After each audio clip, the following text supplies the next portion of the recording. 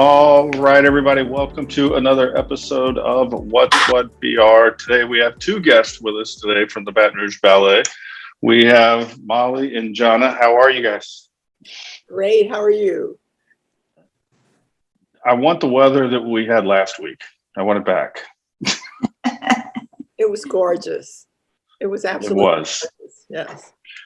So, Molly, why don't you kick us off? For anybody who doesn't know, give us a little bit, who you are, what you do over with Baton Rouge Ballet, and then, John, I'll let you do the same. Okay. Okay. Well, I am an artistic director along with Sharon Matthews, and we did not found the company, but it was bequeathed to us, I would say, in 1976, and we have been directing it ever since then as artistic directors. When we started, it was a small one performance a year company, and it has grown enormously now to be a wonderful place for young dancers, older dancers, their families. We have a real family spirit. We do a 3-performance season every year with a visiting guest company, and then a Nutcracker, which we'll talk about, and then a spring concert, which we'll talk about all of these individually. And this season, these ticket sales help support an organization which is a nonprofit organization. So in the early days, I spent my time choreographing, teaching, making costumes, and so forth. I spend most of my time now raising money, handling those sort of things that was not my dream to do when I was a young dancer. But fortunately, we have wonderful people like Jana who have come along to do some of those other things. There we go. Kind of segue that one perfectly. Well, I'm an associate director with Baton Rouge Ballet Theater, and I'm also a ballet teacher with Dancers Workshop. So I do some choreographing and directing and just really being a support for what Molly and Sharon want me to do. I'm one of their little minions, along with my co-director, Rebecca Acosta.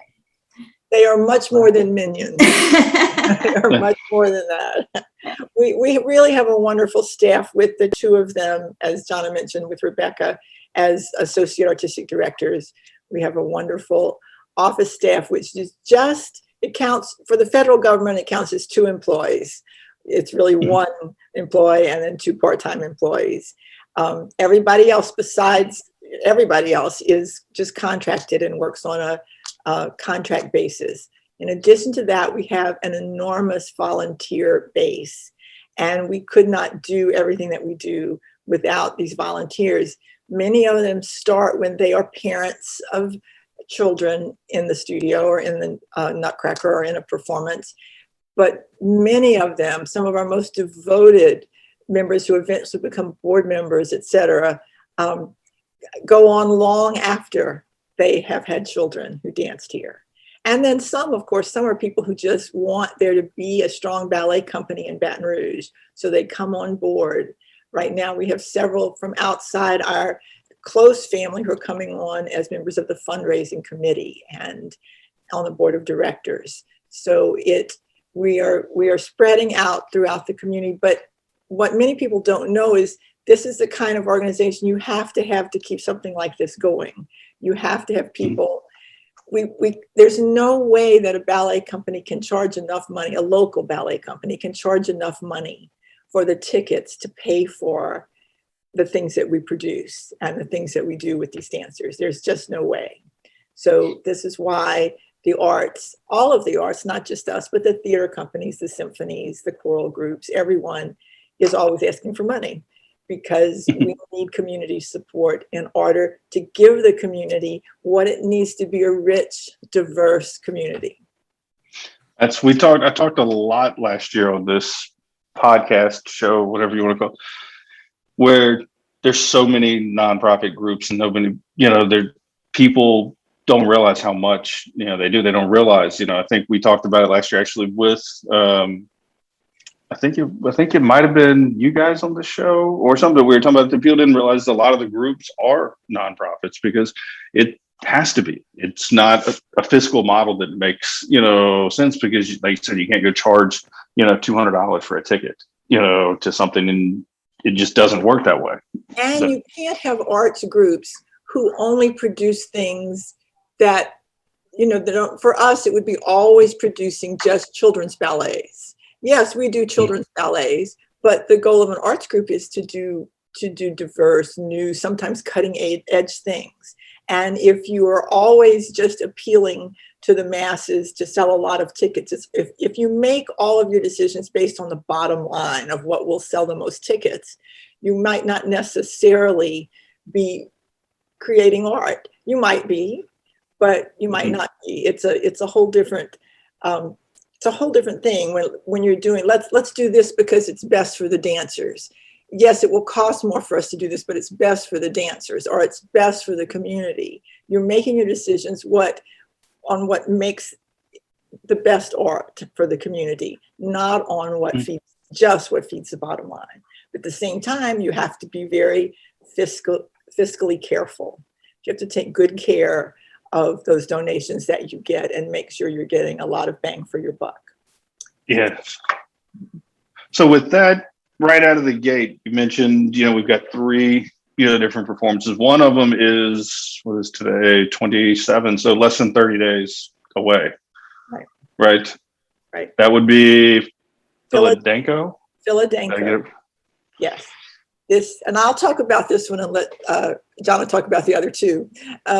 Philadanco is a Philadelphia-based, quite historic dance company. It's been around for many years and been a big name in the dance world for many years.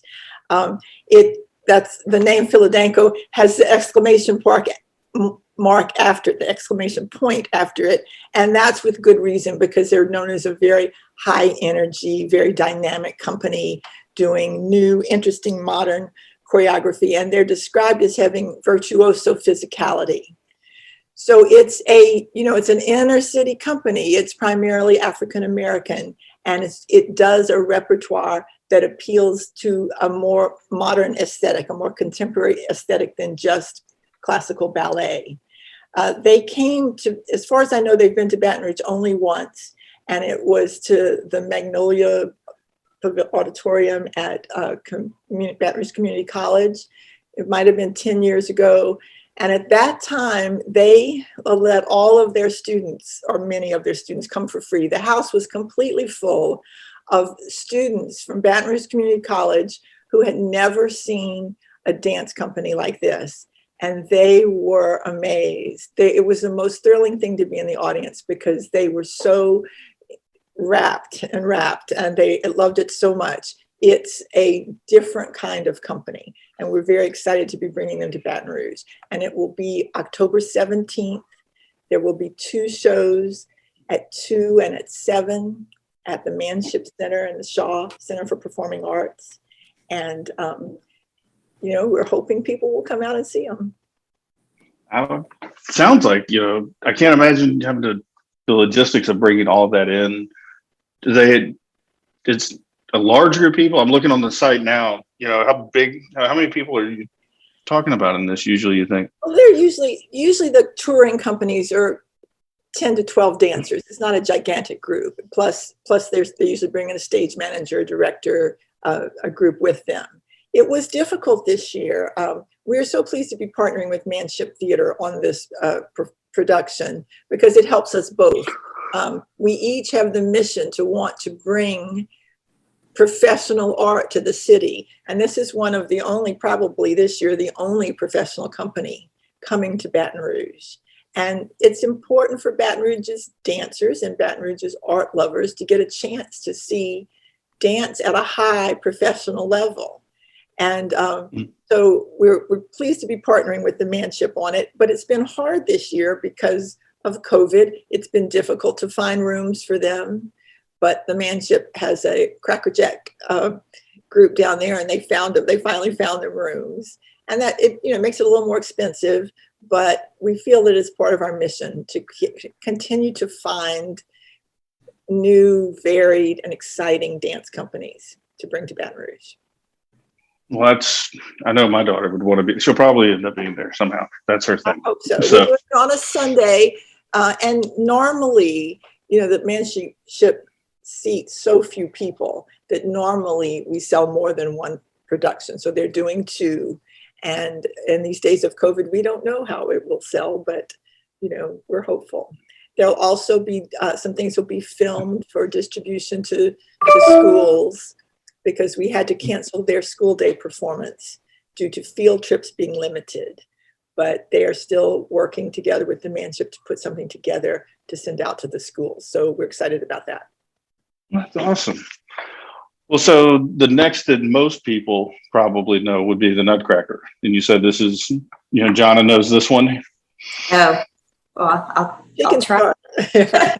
I have to just say my history. I did not grow up in Baton Rouge, Louisiana. I grew up in Corpus Christi, Texas, doing dancing and nutcrackers from the time I was a child all the way through high school. And then went to college for ballet, where we did not do a nutcracker. And then I danced for a ballet company, and we did a different Christmas time ballet. We did not do a nutcracker. And after my professional career, got married, and we moved here to Baton Rouge, and I so wanted to dance in a nutcracker again. And so I was just thrilled to walk through the doors of Baton Rouge Ballet Theater and be able to perform.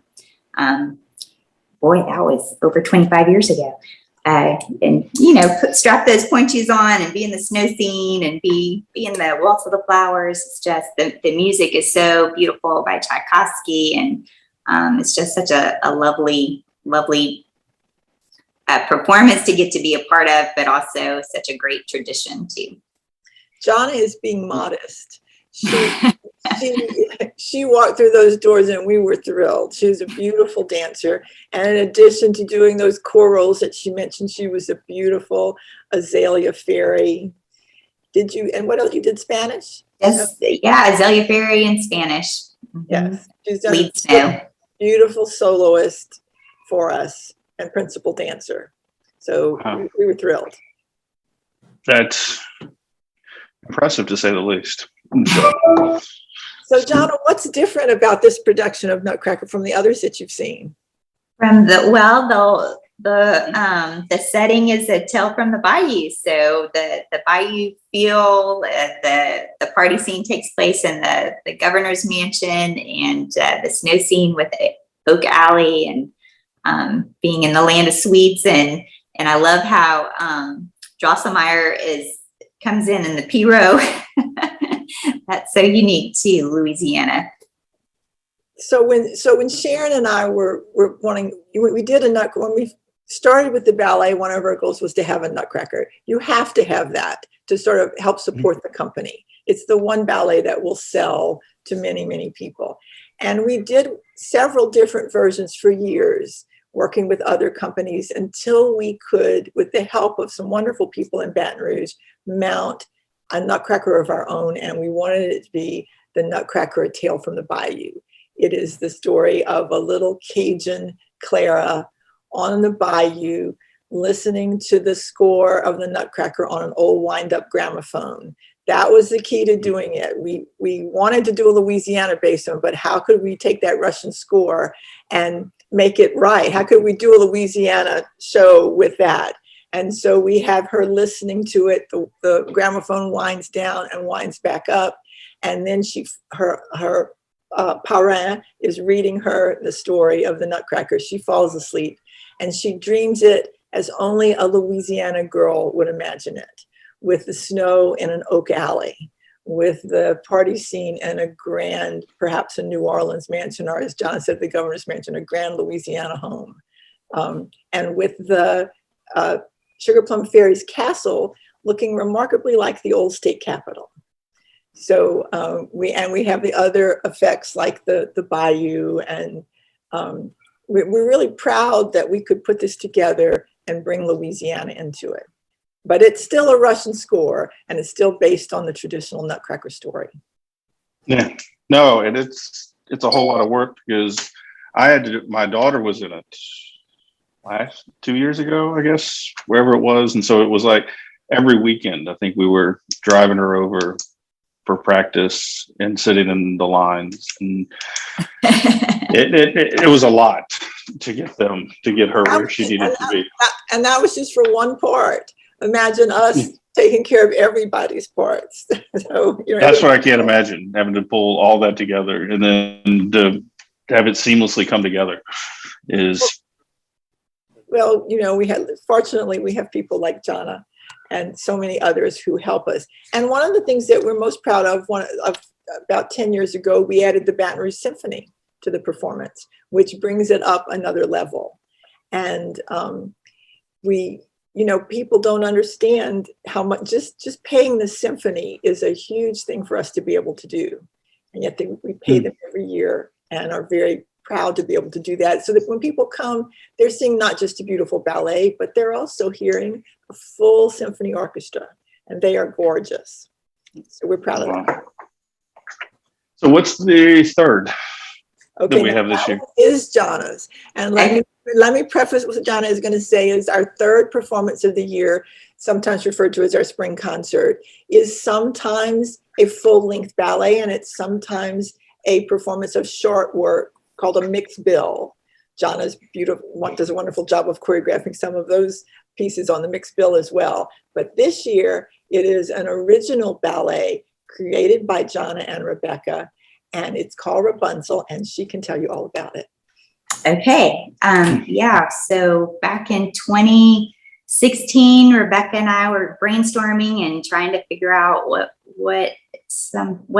can we do for the company, and not just the high school, college age company, but also for our younger youth ballet, so that we could do a full ballet community production. And that works best by doing a story ballet. And so we were racking our brains, how can we do a story ballet? And I had recently had choreographed a musical for Christian Youth Theater, Rapunzel. And I thought this would be a fun ballet. So we put our thinking caps on and started brainstorming. And the summer of 2016, I listened to music all summer long, trying to pick out music that would go with the story that we were creating together. And Rebecca and I figured it out. We presented it to Miss Molly and Miss Sharon, and they of course challenged us, and we went back to the chopping block and figured things out. And I think we created a really beautiful, sweet ballet. And who doesn't love a story? They did a wonderful job. And when you think about classical ballets, you usually think about a fairy tale. You think about Sleeping Beauty or Nutcracker, we were just talking about, or Swan Lake, or there are many of them, but many of them are fairy tales. But the work usually those ballets, Tchaikovsky or someone like him composed music for those ballets. And he said, if you needed something romantic, he composed it. If you needed something big and dancey, he composed that. The chore to cobble together music that fits together, that makes a story work, that is a huge chore. And Jana and Rebecca did a wonderful job with that. They put together a Rapunzel that the first time we did it was hugely successful. And we know it will even be better as we get to do it again. We're bringing in artists for that, and just as we do for Nutcracker. So we will have some lovely principals in the leads, and the whole community can get involved. So you said we're doing it again. So this is how long have you been doing this one? We performed Rapunzel back in April of 2017. And then kind of put it on the shelf for a little while, and we were ready to pull it back out and do it again. And so how long do these last, usually? The show itself, it's about an hour and a half show. Okay. And there's another whole generation of 8-year-olds to see it who were maybe just a little young last time. Mm-hmm. Yeah.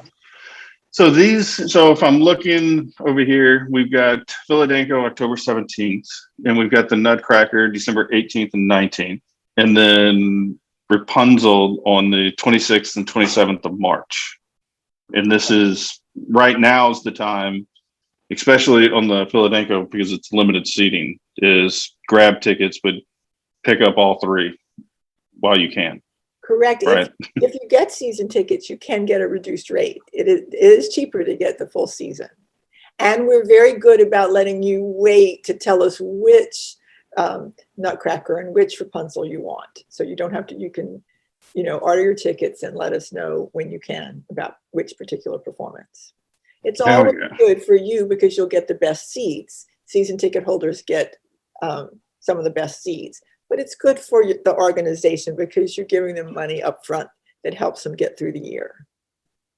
And then you can pick up the actual Nutcracker doll, which we do every year at the event, right? That's right. We do our Baton Rouge Ballet Theater Nutcracker doll that's for sale in the lobby during Nutcracker. And people collect them. They have many people sometimes call us after the Nutcracker, say, do you have any left? So-and-so didn't get one. We need them. They're labeled on the bottom with gold seals that commemorate the year. And they've become quite collectible. I know personally firsthand they're in our living room. All right. All year. Okay, good. So,